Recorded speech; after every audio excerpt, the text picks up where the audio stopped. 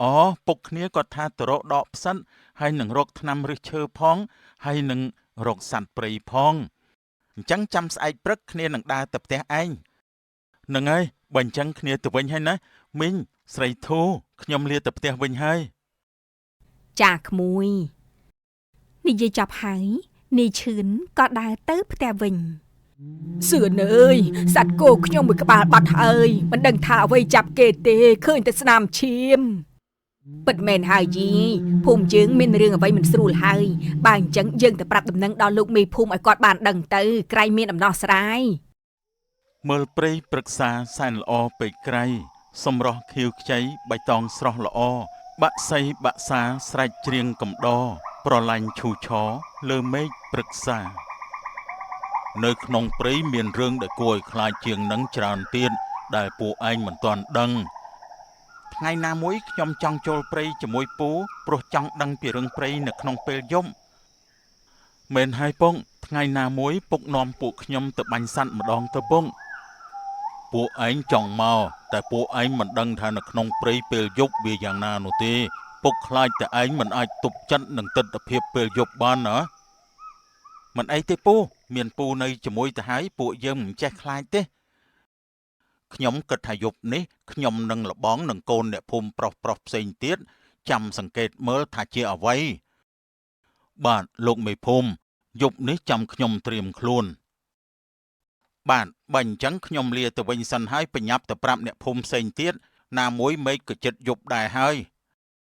បាទសូមអញ្ជើញចុះលោកមេភូមិមេភូមិក៏ដើរចេញពីផ្ទះពូយាននិងមីងសំហើយចូលទៅប្រាប់អ្នកភូមិផ្សេងទៀតលុះយប់ជ្រៅសត្វខ្លាបានចូលមកក្នុងភូមិចាប់សត្វចិញ្ចឹមរបស់អ្នកភូមិម្ដងទៀតរឿងមុនអាគមខ្លាស្មីលនៅក្នុងភូមិមួយដែលនៅក្បែរមាត់ព្រៃដែលមានអ្នកភូមិរស់នៅមិនសូវច្រើនហើយអ្នកភូមិប្រកបរបរធ្វើស្រែចម្ការនិងចូលព្រៃបរបាញ់សត្វដើម្បីផ្គត់ផ្គង់ជីវភាពប្រចាំថ្ងៃម៉ែវាថ្ងៃស្អែកខ្ញុំគិតទៅចូលព្រៃទៅរកដកផ្សិតនិងរកថ្នាំឫសឈើខ្លះដើម្បីយកមកទុកប្រើប្រាស់ចុះពុកវាឯងទៅប្រមាណអ្នកដែរហើយទៅនៅពេលណាខ្ញុំគិតទៅ2នាក់កូនយើងតែមិនទាន់បានជួបមិនទាន់បានបបួលគេទេព្រោះថ្មនេះមិនដឹងជាដើរលេងទៅដល់ណាហើយទេបានជាមិនឃើញនោះអូណែនាំកូនទៅមើលប្រយ័ត្នប្រយែងផងព្រោះវានៅក្មេងមិនទាន់ស្គាល់របៀបរបបដើរព្រៃដូចជាឯងទេបាទមិនអីទេម៉ែវាដែលខ្ញុំនាំគេទៅនេះព្រោះចង់បង្រៀនឲ្យគេស្គាល់ពីរបៀបដើរព្រៃនិងទំនំក្នុងព្រៃហើយឲ្យគេចេះរកថ្នាំបុរាណផងចាពុកវាព្រោះអីកាន់តែចាស់ហើយមិនមានកម្លាំងអីដូចជាក្មេងទេបង្រៀនកូនឲ្យចេះបែបហ្នឹងក៏ល្អដែរពេលនេះនាយឈឿនក៏បានដើរចូលមករកពុកម៉ែគេដែលកំពុងនិយាយគ្នាពងម៉ែតើកំពុងនិយាយពីរឿងអីហ្នឹងអូកូនពុកនិងម៉ែកំពុងតែនិយាយគ្នារឿងពុកឯងទៅព្រៃនាថ្ងៃស្អែកនឹងហើយពុកថានាំឯងទៅជាមួយព្រោះដើម្បីជួយរកថ្នាំឫសឈើពងប៉ុន្តែខ្ញុំមិនស្គាល់ថ្នាំឫសឈើអីទេណាពងព្រោះតែឯងមិនដែលចូលព្រៃមិនដែលស្គាល់ប្រភេទថ្នាំឫសឈើនឹងហើយបានជាពុកចង់នាំឯងទៅដើម្បីឲ្យឯងរៀនមើលពងមែនហើយកូនព្រោះអីពុកឯងកាន់តែចាស់ហើយរឿងចូលព្រៃឡើងភ្នំចុះភ្នំអីហ្នឹងវាមិនងាយស្រួលទេទើបនាំឯងទៅដើម្បីជួយជាកម្លាំងបាទម៉ែពងបើអញ្ចឹងខ្ញុំសុំទៅបបួលអាដងមិត្តរបស់ខ្ញុំទៅជាមួយបានទេពងមានអីបបួលទៅក៏ល្អដែរបានជាគ្នាផង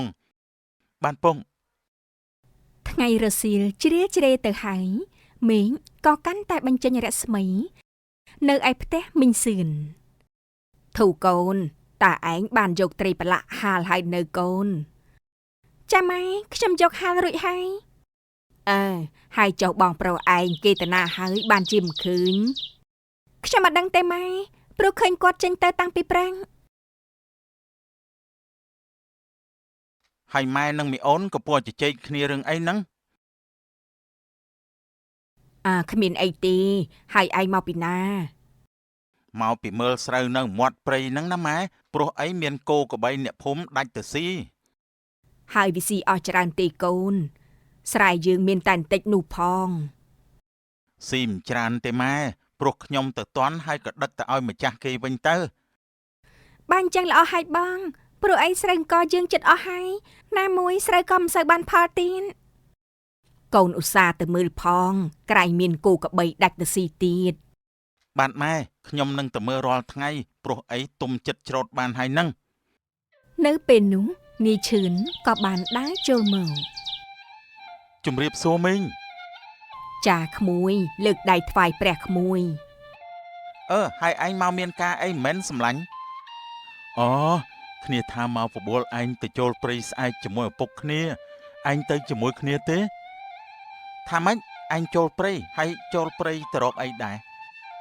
អូពុកគ្នាគាត់ថាទៅរកដកផ្សិតហើយនឹងរកថ្នាំឫសឈើផងហើយនឹងរកសត្វព្រៃផងហើយចោះទៅពេលណាដែរសម្លាញ់ កូនទៅជាមួយក្មួយឈឿននិងលបងយានទៅព្រោះក្រែងបានរបស់ព្រៃខ្លះ ពុកគ្នាថាចេញទៅព្រឹកស្អែកនេះហើយអញ្ចឹងចាំស្អែកព្រឹកគ្នានឹងដើរទៅផ្ទះឯងនឹងហើយបើអញ្ចឹងគ្នាទៅវិញហើយណាមីងស្រីធូខ្ញុំលាទៅផ្ទះវិញហើយ ចាក្មួយនិយាយចប់ហើយនាយឈឿនក៏ដើរទៅផ្ទះវិញ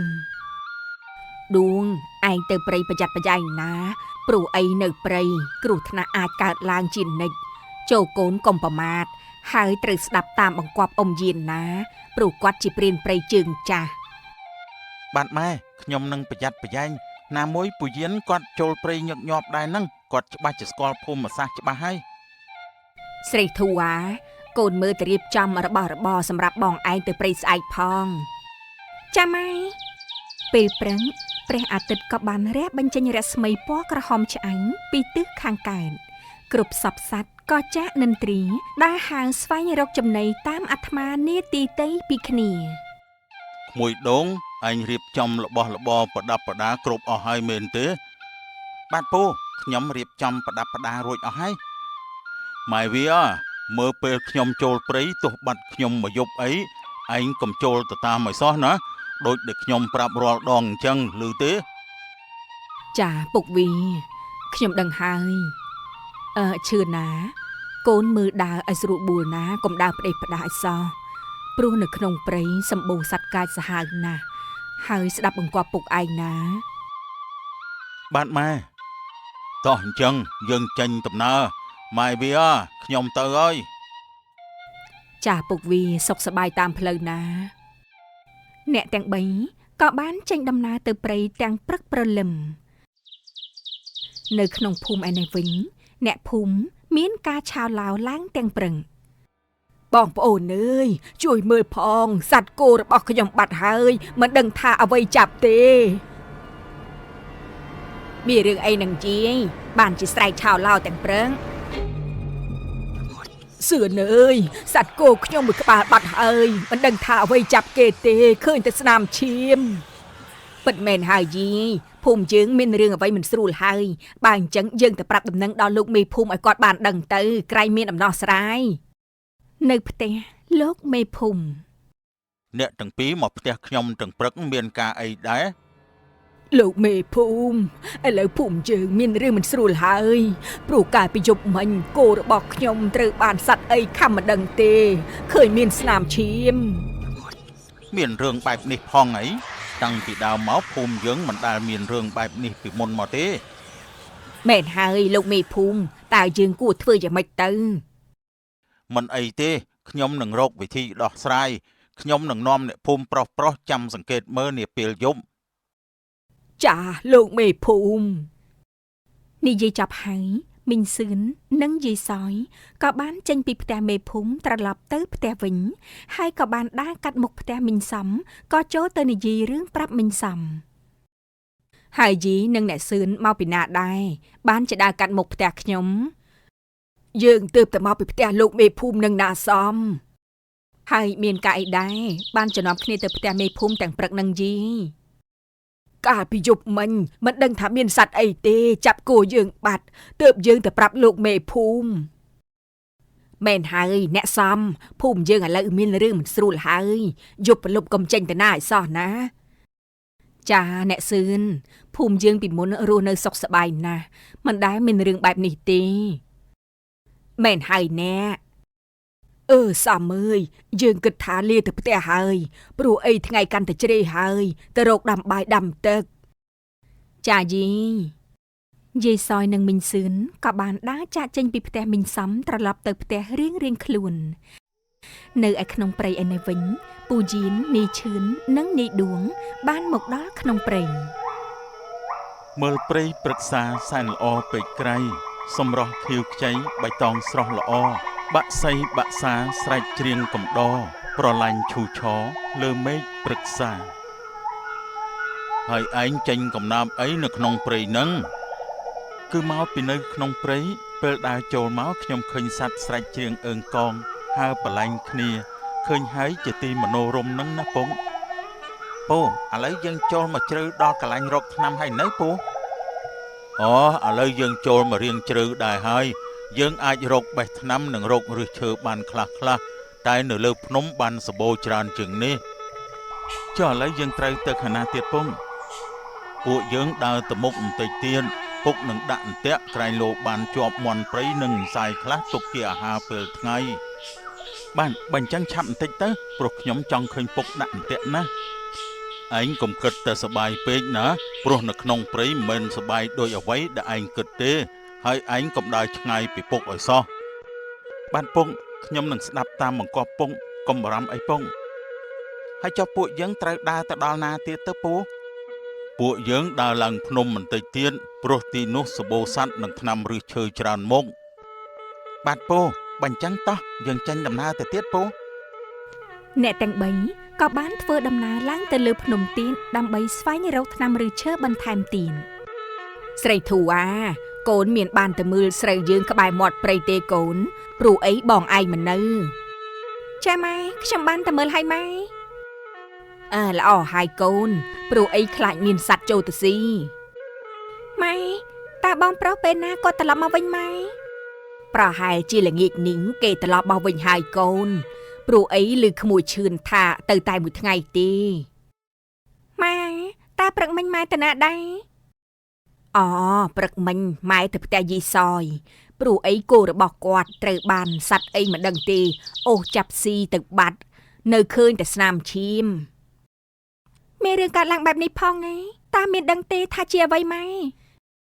មិនដឹងថាជាអ្វីទេកូនហើយម៉ែនិងយាយសយក៏បានយករឿងនេះទៅនិយាយប្រាប់លោកមេភូមិហើយដែរហើយចុះលោកមេភូមិគាត់មានវិធីអ្វីដើម្បីដោះស្រាយទេគាត់ថានឹងចាំខ្លំមើលយប់នេះចង់ដឹងថាជាអ្វីចាម៉ែបើចោលចូលលួចប្រហែលជាមិនមានស្នាមឈាមនៅកន្លែងទេនេះប្រហែលជាមានសត្វព្រៃចូលមកខំហើយម៉ែរឿងនោះម៉ែក៏បារម្ភដែរបើជាសត្វព្រៃមែនយប់នេះយើងមិនអាចចេញពីផ្ទះផ្ដេសផ្ដាសទេចាម៉ែនៅក្នុងព្រៃថ្ងៃកាន់តែជ្រេបាំងស្លឹកឈើ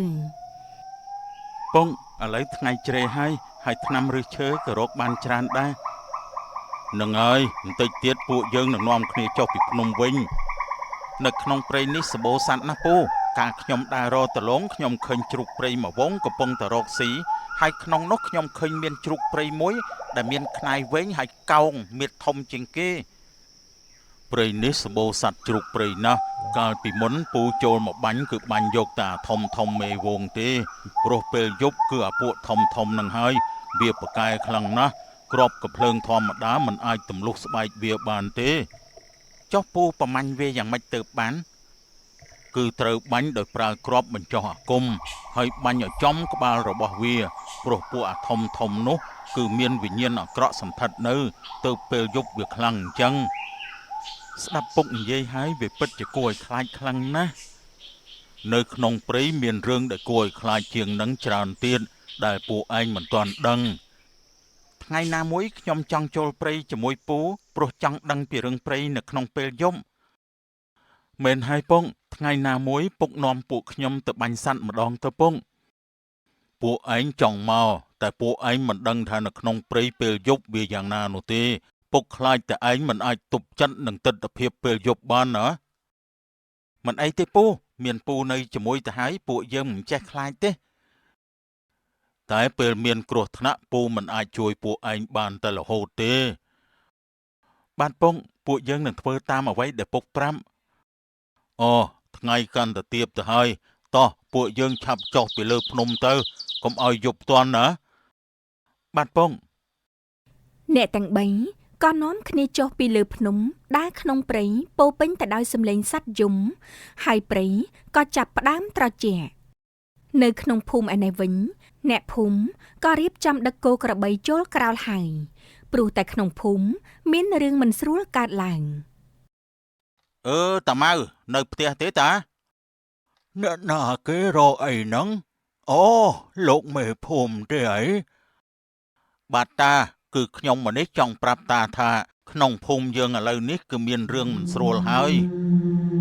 តើភូមិយើងឥឡូវនេះមានរឿងអីដែរទៅលោកមេភូមិ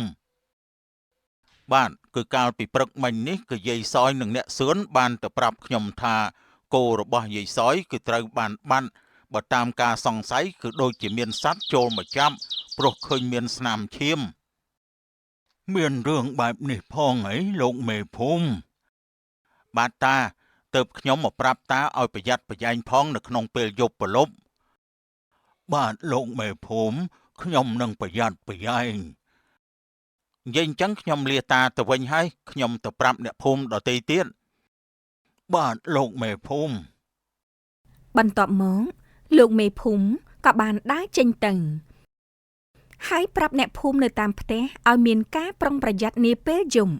ព្រោះតែក្នុងភូមិមានហេតុកើតឡើងមិនស្រួលពុកវីត្រឡប់មកផ្ទះវិញហើយចូលឯណាក្មួយដួងមិនឃើញអូអាដងវាទៅផ្ទះវាបាត់ហើយវាមិនបានមកចូលផ្ទះយើងទេម៉ែហើយត្រឡប់មកវិញបានអីខ្លះផងពុកវីបានដើមថ្នាំនិងឫសឈើមួយចំនួនហ្នឹងណាម៉ែវាហើយចុះឈឿនកូនឯងមានបានអីផងហើយបានរៀនពីពុកឯងបានអីខ្លះទៅពីរបៀបរកថ្នាំបាទម៉ែខ្ញុំរៀនសូត្រពីរបៀបរកថ្នាំពីពុកបានច្រើនណាស់បើដូច្នេះល្អហើយកុំឲ្យពុកឯងកាន់តែពិបាកទៀតម៉ែកាលខ្ញុំដើរមកហេតុអីក៏អ្នកភូមិដឹកគោដឹកក្របីចូលក្រោលលឿនម្លេះថ្ងៃនេះមែនហើយម៉ែវាតើមានរឿងអីមែនទេកាលពីព្រឹកមិញយាយសយបានបាត់គោរបស់គាត់មិនដឹងជាសត្វអីចាប់យកទៅទេព្រោះគាត់ទើបឃើញស្នាមឈាមបើសត្វចចកក៏មានសម្លេងដែរពេលវាចូលភូមិនោះហើយចចកវាដើរជាវងតាមខ្ញុំគិតអាចជាខ្លាទៅវិញទេតែនៅក្នុងព្រៃក្បែរភូមិយើងមិនដែលឃើញមានខ្លាទេពងមែនហើយពុកវីក្រែងខ្លាមាននៅតែក្នុងព្រៃជ្រៅទេអីហេតុអីក៏វាចេញមករកចំណីនៅក្នុងភូមិរឿងនេះខ្ញុំគ្រាន់តែស្មានទេរឿងពិតយ៉ាងណាគឺយើងមិនទាន់ដឹង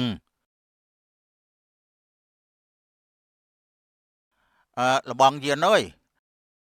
បាទលោកមេភូមិហើយមកពីណាទៅណាដែរហ្នឹងមកអញ្ជើញចូលមកលេងផ្ទះខ្ញុំសិនមកលោកមេភូមិ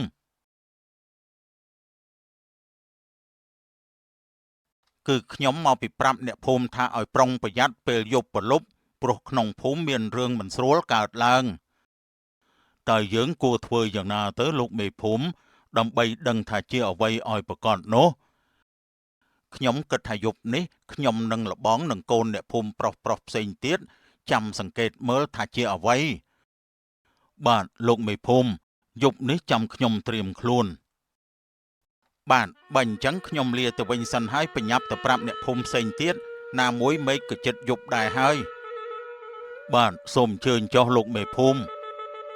មេភូមិក៏ដើរចេញពីផ្ទះពូយាននិងមីងសំហើយចូលទៅប្រាប់អ្នកភូមិផ្សេងទៀតលុះពេលយប់ឡើងអ្នកភូមិប្រុសក៏បានមកជុំគ្នានៅផ្ទះមេភូមិអ្នកទាំងអស់គ្នាមកជុំគ្នាអស់ហើយមែនទេបាទលោកមេភូមិពួកយើងមកជុំគ្នាហើយចុះតែយើងគួរតែចាំមើលម្ដុំណាដែរយើងគួរតែចាំមើលដល់ពេលយប់ជ្រៅបន្តិចហើយសង្កេតមើលតាមផ្លូវមាត់ព្រៃក្រែងវាដើរចេញពីមាត់ព្រៃមកបើអញ្ចឹងពួកយើងនាំគ្នាទៅត្រៀមចាំមុនទៅលោកមេភូមិលុះយប់ជ្រៅសត្វខ្លាបានចូលមកក្នុងភូមិចាប់សត្វចិញ្ចឹមរបស់អ្នកភូមិម្ដងទៀតលោកមេភូមិ យើងចាំមើលយូរដែរហើយតែដូចជាមិនទាន់ឃើញមានអ្វីចេញមកទេតែនៅក្នុងភូមិដូចជាមានសម្លេងឆ្កែព្រោះមិនហើយលបងយានឬមួយវាលោបចូលទៅក្នុងហើយពងបើសិនជាវាចូលទៅក្នុងភូមិវីវហើយវានឹងចាប់សត្វចិញ្ចឹមអ្នកភូមិស៊ីទៀតហើយលុះព្រឹកឡើងអ្នកភូមិក៏បាត់សត្វចិញ្ចឹមជាបន្តបន្ទាប់ពុកវាតើយប់មិញមានឃើញអីទេយប់មិញយើងមិនបានឃើញអីទេចុះហេតុអីបានជាសត្វគោអ្នកភូមិបាត់មិនដឹងថាវាចូលមកតាមណាទេតើពេលណាទើបរកឃើញខ្លាចតែថ្ងៃណាមួយវាចាប់ដល់មនុស្សទេកុំបារម្ភអីម៉ែវាខ្ញុំនឹងរកវាឲ្យឃើញឆាប់នេះបើយើងមិនឆាប់កម្ចាត់វាទេអ្នកភូមិយើងនឹងរស់នៅមិនបានសុខទេពងអ្នកសំអើយយប់មិញមានបាត់អីអត់អ្នកព្រោះយប់មិញនេះឆ្កែព្រុសខ្លាំងណាស់ចាអ្នកអត់មានបាត់អីទេតែអ្នកភូមិបាត់គោមួយក្បាលទៀតហើយយប់មិញនេះខ្ញុំឈឿនពូយាននិងលោកមេភូមិចាំមើលនៅមាត់ព្រៃប៉ុន្តែដូចជាអត់មានឃើញសត្វខ្លាចេញមកទេប្រហែលជាព្រាយខ្លាហើយទើបដឹងថាពួកយើងចាំស្កាត់ផ្លូវវាបែបនេះហើយវាក៏វៀងផ្លូវថាម៉េចពងព្រាយខ្លាមែនទេពងហើយពុកមិនទាន់ប្រកាសទេពុកគ្រាន់តែស្មានតើបើជាព្រាយខ្លាមែនយើងពិបាកកម្ចាត់វាហើយអ្នកភូមិក៏មិនទាន់រកឃើញខ្លាដែលចាប់គោអ្នកភូមិឃើញទេ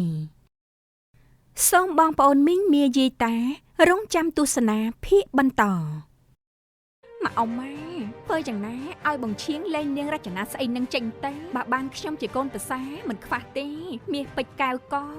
ចង់បានប្រមាណក៏បានដែរអ៊ំម៉ែកំពុងតែចាត់ការហើយទ្រាំសិនទៅមិនយូរទេនាងនឹងវាទ្រាំលេងបានច្បាស់ជាចុះចេញពីផ្ទះនេះដោយខ្លួនឯងជាមិនខានមុនទៅធ្វើការខំផ្ដាំឲ្យជួយការងារម្ដាយខ្ញុំផងព្រោះគាត់ចាស់ហើយគ្មានកម្លាំងធ្វើទេតែបែរជាប្រើឲ្យគាត់គក់កៅអៅឲ្យពេលគាត់ប្រកែកថែមទាំងដើរមកបុកគាត់ឲ្យដួលទៀតចិត្តអីក៏ខូខើម្លេះសំបីតែមនុស្សចាស់ក៏ហ៊ានធ្វើបែបនេះដាក់ទោះបនប្រមាណចង្អេក៏មិនអាចលៀងបាបនេះបានដែរនាងយ៉ារីឯងឆាប់ចេញពីមុខយើងភ្លាមទៅយើងមិនចង់ឃើញមុខឯងទៀតទេមនុស្សដូចឯងនេះពឹសពុលជាងយើងគិតទៅទៀតស្ដាយណាស់ដែលយើងចោលរចនាមកយកឯងឆាប់ចេញទៅស្ដាយហ៎ហើយមកដល់ពេលនេះអ្វីហួសពេលអស់បាត់ទៅហើយចង់ត្រឡប់ក្រោយក៏មិនកើត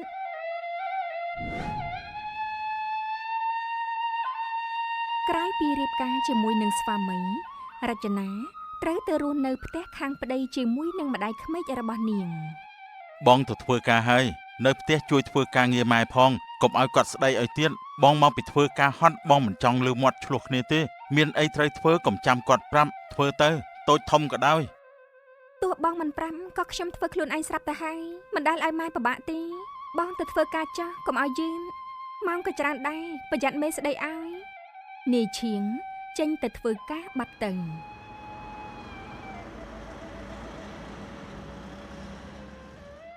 ប្តីទៅបាត់ហើយនៅឈរដល់អង្ការទៀតមិនទៅរកការងារស្អីធ្វើទៅចង់ឲ្យយើងជាម្ដាយបំរើនឹងឯងមែនទេប្រាប់ប្តីសុទ្ធតែការងារក្នុងផ្ទះជាអ្នកធ្វើខ្លួនឯងទាំងអស់ឈើចាំមើលណាវាដូចមាត់និយាយអត់ទៅចេញឲ្យផុតទៅរចនាដើរចេញទៅនៅក្រោយផ្ទះនាងកំពុងគក់ខោអាវស្រាប់តែម្ដាយក្មេកយកខោអាវមកថែមមួយកន្ត្រកទៀតបើច្រើនយ៉ាងនឹងខ្ញុំគក់មិញអស់ទៅខោអាវខ្ញុំផងរបស់ប្តីខ្ញុំផងតម្រាំតែគក់រួចហួរម៉ោងទៅផ្សារហើយចាំស្អែកខ្ញុំគក់ឲ្យណាម៉ែឥឡូវខ្ញុំធ្វើមិនទាន់ទេស្អីប៉ុណ្ណឹងច្រើនវាគ្មានទេមកពីនាងឯងនឹងខ្ជិលអើយទម្រុនពេកទៅនៅជាមួយអាណាចោ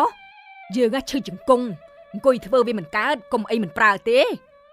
មិនអីទេបើម៉ែឈឺជង្គង់ទៅសម្រាប់ចាស់ចាំខ្ញុំធ្វើជំនួសក៏បានដែរកុំឲ្យជាប់សរសៃឬងើមមិនរួចពិបាកជាងនេះធ្វើឲ្យប្រញាប់ទៅទិញម្ហូបមកស្លតែប្តីឯងមកវិញបាយសម្លមិនទាន់ឆ្អិនណាច្បាស់ជាត្រូវថ្មងម្ខានហើយមិនគួរណាបានកូនប្រសាម៉ាក់នេះទេលោកអើយមួយសន្ទុះក្រោយរចនាយកខោអាវទៅដាក់ហាល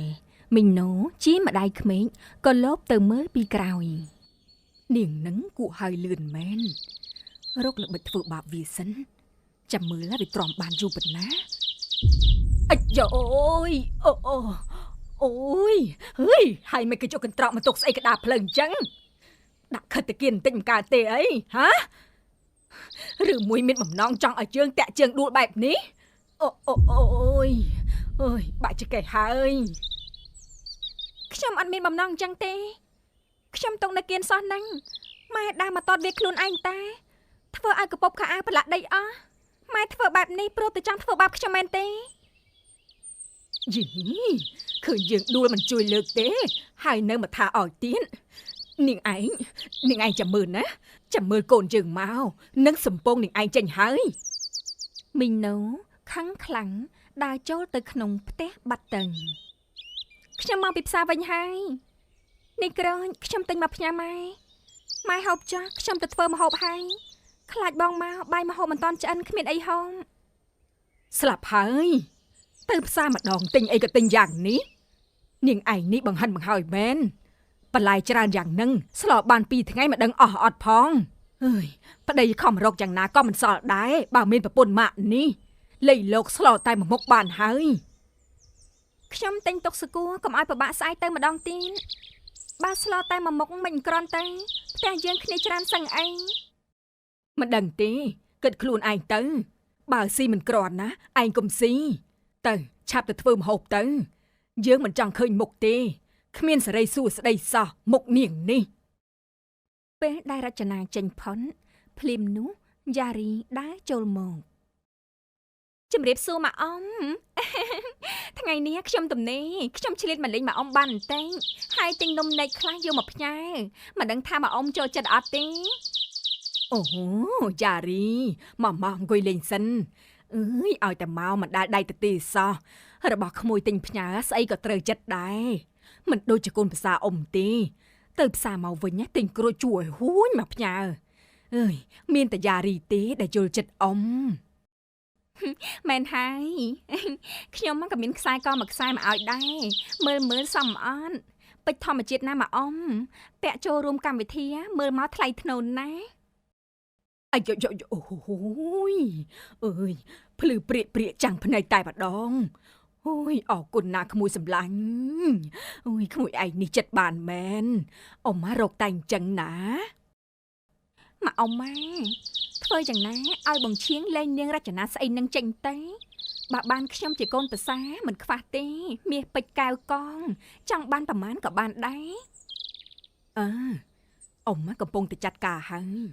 ទ្រាំសិនទៅមិនយូរទេនាងនឹងវាទ្រាំលែងបានច្បាស់ជាចុះចេញពីផ្ទះនេះដោយខ្លួនឯងជាមិនខានសង្ឃឹមថាកម្រងការបានជោគជ័យកុំយូរពេកណាម៉ាអ៊ំឥឡូវខ្ញុំទៅផ្ទះវិញសិនហើយលើកក្រោយខ្ញុំយកខ្សែកអាធំជាងនឹងឲ្យទៀតប្រសិនបើជួយខ្ញុំបានសម្រាញ់លាសិនហើយណាម៉ាអ៊ំមួយសន្ទុះក្រោយនាយឈៀងត្រឡប់មកពីធ្វើការវិញកូនឯងមកវិញហើយយេកូនឯងកូនពេលដែលឯងមិននៅប្រពន្ធឯងវាធ្វើបាបម៉ែណាវាប្រើឲ្យម៉ែបោកខោអាវខ្លួនឯងមិនអស់ចិនហើយយកទាំងខោអាវវាឲ្យម៉ែបោកទៀតពេលដែលម៉ែប្រកែកវាខឹងថាម៉ែនឹងខ្ជិលរំអួយថែមទាំងដើរមកបុកស្មាម៉ែឲ្យរអិលដួលពេលកំពុងហាលខោអាវទៀតផងឥឡូវចង្កេះម៉ែឈឺមិនទាន់បាត់ទេ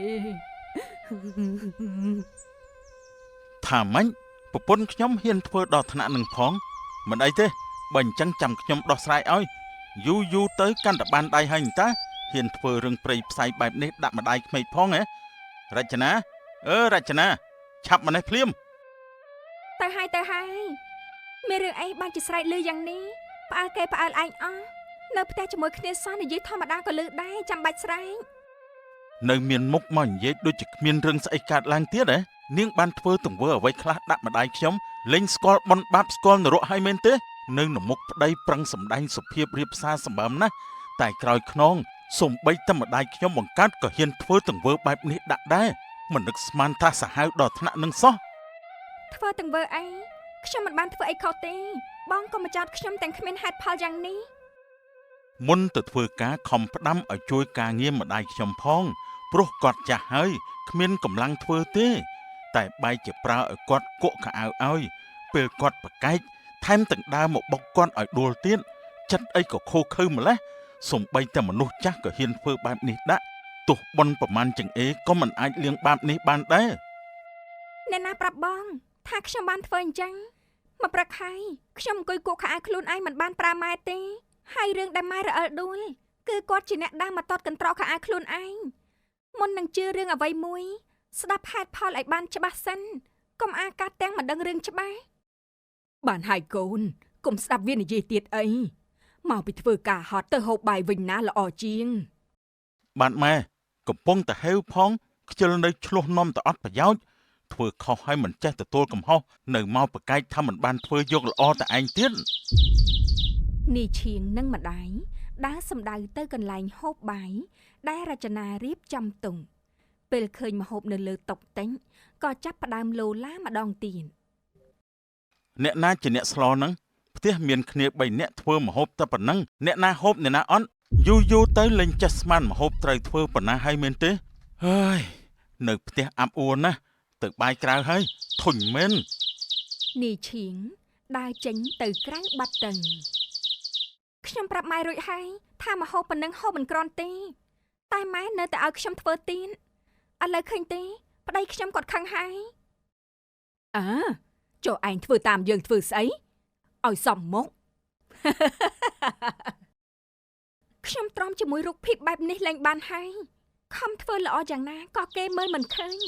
ម៉ែមិនចូលចិត្តខ្ញុំចុះចេញពីផ្ទះនេះក៏បានទោះនៅក៏គ្មានតម្លៃរចនាដើរទៅប្រមូលខោអាវបាត់ទៅយើងរងចាំពាក្យនេះយូរហើយបើក្រនបើទៅហើយកុំត្រឡប់មកវិញឲ្យសោះណាផ្ទះយើងមិនស្វាគមន៍ម្ដងទៀតទេតែប៉ុណ្ណេះក្មួយយ៉ារីច្បាស់ជាខ្លាចជាកូនប្រសាខ្ញុំហើយខ្ញុំក៏ខ្លាចជាម្ដាយក្មេកកូនប្រសាអ្នកមានមិនខ្វះទេលុយចាយទៅត្រោនាងនឹងធ្វើស្អីមិនដែលបញ្ចេញលុយឲ្យយើងមកកាក់ម៉ាស៊ីនផងទេឲ្យក្មួយយ៉ារីមកប្រាប់ដំណឹងល្អនេះសិនកើតស្អីមុខស្អុយប៉ែហ្នឹងឆ្លោះគ្នាជាមួយប្រពន្ធទៀតហើយមែនទេណែគេថាប្តីប្រពន្ធឆ្លោះគ្នាច្រើនកូនញឹកតែមិនក៏ឯងមិនទាន់មានកូនមកក្របនឹងគេអញ្ចឹងរាល់ថ្ងៃឲ្យទៅចូលដល់ផ្ទះធុញថប់ណាស់ម្ដាយហើយនឹងប្រពន្ធមិនដែលត្រូវគ្នាយ៉ាងម៉េចទេបដ ாய் ឲ្យនៅតែពីរនាក់មានតែរឿងឆ្លោះគ្នារហូតថ្ងៃហ្នឹងគ្រាន់តែដែរចូលដល់ផ្ទះម៉ែប្រាប់ថារចនាប្រើគាត់ឲ្យបោកខោអាវហើយធ្វើឲ្យគាត់ល្អិលដួលតែរចនាបែរជាថាខោអាវនឹងនាងជាអ្នកបោកដោយខ្លួនឯងនឹងមិនបានធ្វើឲ្យម្ដាយយើងល្អិលដួលទេដល់អញ្ចឹងឈឺក្បាលណាស់មិនដឹងនរណានិយាយការពិតនរណានិយាយកុហកទេរឿងនេះគួរតែសួរនាំអ្នកផ្ទះឯងឲ្យបានច្បាស់ទៅដើម្បីកុំឲ្យមានការយល់ច្រឡំតែបើតាមយើងស្គាល់រចនាណាតាំងពីនៅរៀនមកនាងមិនមែនជាមនុស្សបែបហ្នឹងទេរចនាជាមនុស្សសុភាពស្លូតបូតគោរពចាស់ទុំណាស់និងលះលហួនទៀតយើងជឿថានាងមិនធ្វើរឿងអញ្ចឹងទេមិនដឹងយ៉ាងម៉េចដែរអ្វីតែម្ដាយគ្នាគាត់អត់ចូលចិត្តរចនាតាំងពីដំបូងមកម្ល៉េះនាងធ្វើអីក៏មិនត្រូវចិត្តគាត់ដែរទឹះនេះទឹះនោះពេលខ្លះសម្ដីធ្ងន់ដាក់នាងរហូតដល់នាងទឹកភ្នែកទឹកស្បោក៏មានដែរបើអញ្ចឹងតិចម្ដាយឯងគាត់ប្រឌិតរឿងឡើងមកដើម្បីធ្វើបាបរចនាតែដឹងឲ្យឯងស្អប់នាងមានរឿងលកម្មលកុសជាមួយគ្នាប្តីប្រពន្ធណាពេលមានបញ្ហាគួរតែបើកចិត្តនិយាយដោះស្រាយជាមួយគ្នាមិនគួរស្ដាប់តាមអ្នកដទៃពេកទេវាមិនដែលទេម៉ែគាត់កាន់សិលទៅធ្វើរឿងអញ្ចឹងយ៉ាងម៉េចកើតកុំចេះតែចោទគាត់ផ្ដេសផ្ដាសមើលវិញទោះស្អប់យ៉ាងណាក៏គាត់មិនគួរធ្វើបែបហ្នឹងដែរចេះតែប្រាប់ទៅក្រែងលោវាពិតដូចមាត់និយាយមែនទៅទុកចិត្តអីម្ដាយក្មេកស្អប់កូនប្រសានោះស្អីក៏ហ៊ានធ្វើដែរពេលខ្លះមិនថារឿងអីទេឯងត្រូវតែនៅកដាលស្ដាប់ហេតុផលទាំងសងខាងហើយយកមកគិតពិចារណាឲ្យបានដិតដល់កុំឲ្យមានការយល់ច្រឡំដឹងហើយអរគុណហើយដែលផ្ដល់យោបល់ម៉ាអ៊ំខ្ញុំមកហើយក្រែងថាមានដំណឹងល្អចង់ប្រាប់ខ្ញុំហ៎តើដំណឹងអីទៅខ្ញុំចង់ស្ដាប់ណាស់ម៉ាអ៊ំបញ្ញាប្រាប់មកគឺនាងរចនាវាចុះចេញពីផ្ទះបាត់ហើយចាប់ពីពេលនេះទៅគ្មានអ្នកណាជាបន្លាក្នុងទ្រូងក្មួយទៀតទេសប្បាយចិត្តចុះណា ពិតមែននេះ អូយតែប៉ុណ្ណេះបងឈៀងនៅខ្លាចជារបស់ខ្ញុំតែម្នាក់កូន លែងមានមាសមកជ្រៀតជ្រែកទៀតហើយអរគុណណាស់ម៉ាអ៊ំដែលធ្វើតាមផែនការនេះបានសម្រេចពេលនោះនាយឈៀងដើរចូលមកតែម្ដង ម៉ែរចនាតាណាបាត់ហើយមិនក៏មិនឃើញនាងអញ្ចឹងខ្ញុំមានរឿងចង់និយាយជាមួយនាងបន្តិចម៉ែឃើញនាងទេ កុំទៅរំលឹកពីនាងនឹងទៀតអីកូនដឹងទេមុននេះពេលឯងស្ដីឲ្យវាខឹងក៏រត់ចេញពីផ្ទះនេះជាមួយមនុស្សប្រុសណាក៏មិនដឹងប្រហែលជាស្នេហាលួចលាក់ហើយ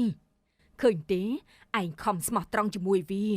តែវាបែរជាផិតក្បត់ពីក្រោយខ្នងទៅវិញអញ្ចឹងហើយបានជារករឿងឆ្លោះព្រឹកល្ងាចឲ្យឯងខឹងនឹងអាលែងលាក់គ្នាហើយគេទៅសោយសុកជាមួយស្នេហាលួចលាក់តែពីរនាក់ឯណោះ មនុស្សស្រីអីក៏ហ៊ានលួចក្បត់ប្តីខ្លួនឯងដូច្នេះម៉ាក់នេះទុកមិនចំណេញដកចេញក៏មិនខាតដែរឮដល់ណាខ្មាស់ញៀតចិត្តខាងឲ្យគេនិយាយដាមអាប់អោនទាំងគេឈ្មោះគ្រួសារមិនស្ដាយសំណោះទេឲ្យគេទៅរស់នៅជាមួយនឹងប្តីថ្មីចុះ មីណូនិងយ៉ារីមើលមុខគ្នាហើយលួចញញឹមនាងមករកឯងនឹងណាបើជ្រុលទៅជួបគ្នាហើយជូនប្អូនដើរលេងតិចទៅកូនឲ្យពីរអ្នកឯងចិត្តស្និទ្ធគ្នាកាន់តែខ្លាំងដើម្បីបំភ្លេចនាងរចនានោះចោល បាទម៉ែតោះយ៉ារីយើងទៅចង់ទៅដល់ណាក៏បានដែរប្រាប់មកឡានបងទំនេរចនិចជូនបានគ្រប់ទីកន្លែងមិនថាចិត្តឬក៏ឆ្ងាយទេ អ្នកទាំងពីរក៏បើកឡានចេញទៅដោយមានមីណូជាអ្នកផ្សំគុំឈៀងនិងយ៉ារីក៏បានរៀបការคล้ายជាប្តីប្រពន្ធពេញសិទ្ធពីពេលនោះមកម៉ែម៉ែទៅណាបាត់ហើយហៅមិនលឺម៉ែមានការអីកូនមិនក៏ស្រែកលឺម្លេះម៉ែជាប់ដៃធ្វើម្ហូបនៅខាងក្រោយបានជាមិនលឺឯងហៅឥឡូវមកហើយមានការអីក៏ឆាប់និយាយមកណែធ្វើម្ហូបរួចយកខោអាវខ្ញុំទៅបោកផងកុំអង្គុយទំនេរធ្វើការឲ្យយឺតតសៃតសងខ្លះបាយរួចសម្រាប់ស្ពឹកដៃស្ពឹកជើងអស់មួយទៀតអត់មានប្រាប់ប្តីខ្ញុំថាខ្ញុំប្រើឲ្យធ្វើទេណាចាកូនចាចាំម៉ែបោកឲ្យមិនអីទេណាខោអាវប៉ុណ្ណឹងម៉ែធ្វើតែមួយផ្លែតរួចហើយមានតែហត់អីម៉ែមិនប្រាប់កូនឈៀងថាឯងប្រើទេបើអញ្ចឹងល្អហើយបញ្ញាប់ទៅស្លទៅនឹងអាចបានបោកខោអាវប្តីខ្ញុំមកតឥឡូវហ្នឹងឆាប់ទៅមីណូបោកខោអាវបណ្ដានិយាយបណ្ដាតែម្នាក់ឯងមិនដឹងគិតខុសឬត្រូវទេយកនាងជាកូនប្រសាបើកាលនោះរចនានៅការងារក្នុងផ្ទះនាងជាអ្នកចាត់ចែងទាំងអស់មិនដែលឲ្យឯងហត់ឡើយតែបើកូនប្រសានេះវិញ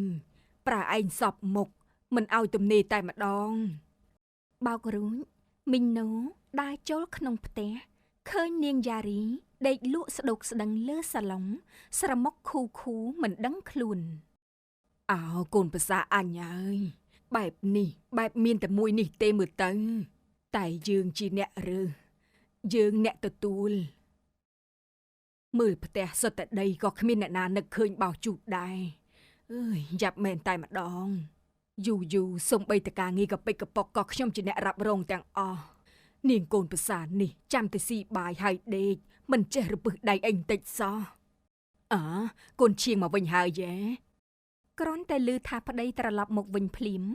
យ៉ារីស្ទុះងើបមកភ្ញាក់ពីដំណេកបងឈៀងមកវិញហើយមិនកើតទេទៅជួយម៉ែធ្វើការសិនមិនអញ្ចឹងគាត់ស្ដីឲ្យមិនខានអម៉ោះម៉ែ